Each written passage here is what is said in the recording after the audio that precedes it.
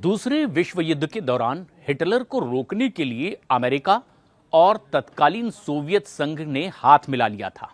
और आज करीब 80 साल बाद वैश्विक समीकरण एक बार फिर से तेजी से बदलते दिखाई दे रहे हैं।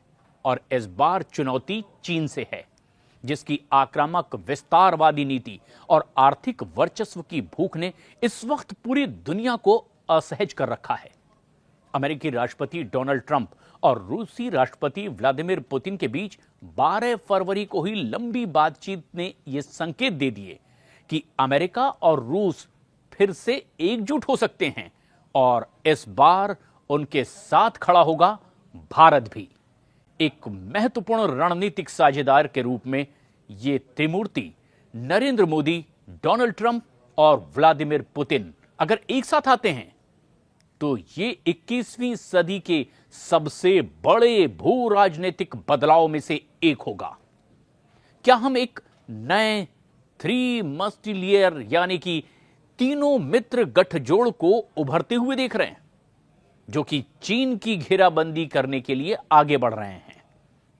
मोदी, ट्रंप और पुतिन एक जैसी सोच भी रखते हैं, मजबूत केमिस्ट्री भी इनके बीच है। और इन तीनों नेताओं के बीच सिर्फ व्यक्तिगत साझेदारी ही नहीं, बल्कि एक जैसी भू राजनीतिक सोच भी है। डोनाल्ड ट्रंप अमेरिका के दोबारा राष्ट्रपति बने, वैश्विक शक्ति के शीर्ष पर आना एक बड़ा घटनाक्रम। उनकी अमेरिका फर्स्ट की नीति चीन के बढ़ते प्रभाव को कम करने पर केंद्रित है, और वो ये मानते हैं कि चीन का आर्थिक प्रभुत्व अमेरिकी हितों के लिए सबसे बड़ा खतरा है।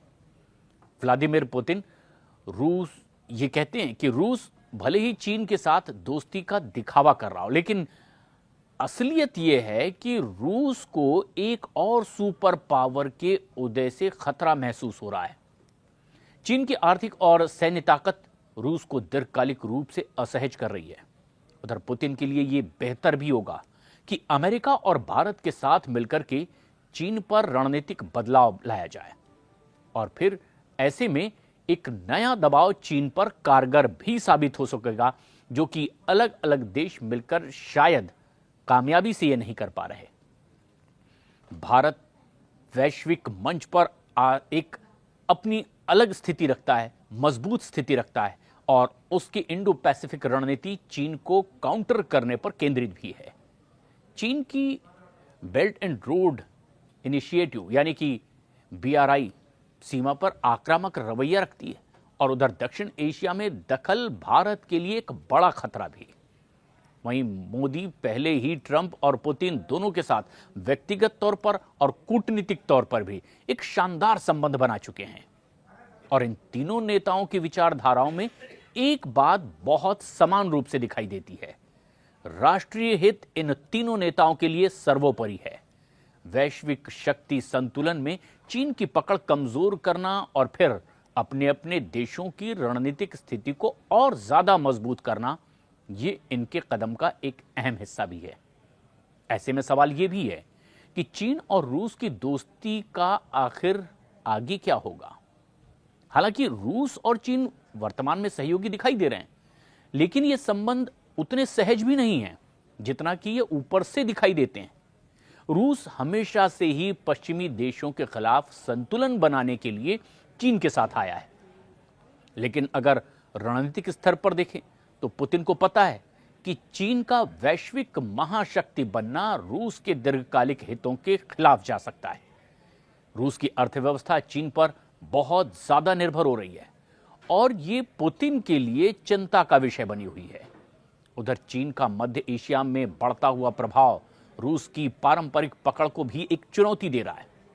रूस की रक्षा और ऊर्जा बाजारों में भी चीन एक प्रतियोगी लगातार बनता जा रहा है, मजबूती से आगे बढ़ रहा है, और इसीलिए रूस अमेरिका और भारत जैसे देशों से संतुलन बनाने की कोशिश भी कर रहा है। ऐसे में सवाल यह भी है कि कैसे होगी चीन की अब घेरेबंदी। अगर ये त्रिमूर्ति अमेरिका, रूस और भारत मिलकर के चीन के खिलाफ रणनीति बनाते हैं तो कुछ अहम कदम भी भविष्य में उठाए जा सकते हैं। अमेरिका और भारत पहले ही क्वाड समूह के साथ काम कर रहे हैं, और इसमें जापान, ऑस्ट्रेलिया भी शामिल हैं।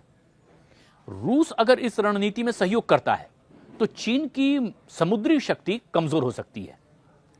और ट्रंप पहले ही चीन के खिलाफ आर्थिक प्रतिबंधों और फिर व्यापार युद्ध की रणनीति को अपना चुके हैं। अगर रूस और भारत भी चीन के इस व्यापारिक दूरी को और ज्यादा बढ़ाते दिखाई दें तो चीनी अर्थव्यवस्था को एक बड़ा झटका लगेगा। रूस और भारत मिलकर के मध्य एशिया में चीन की बेल्ट एंड रोड इनिशिएटिव यानी कि BRI को कमजोर भी कर सकते हैं। और अगर अमेरिका, रूस और भारत सैन्य सहयोग बढ़ाते हैं आपस में तो चीन के लिए यह एक बड़ा कूटनीतिक झटका भी होगा। तो इस तरह से अब ये त्रिमूर्ति चीन के लिए ना सिर्फ एक खतरा है बल्कि दुनिया में एक नए संतुलन के समीकरण को जन्म देने के लिए आगे भी बढ़ सकते हैं।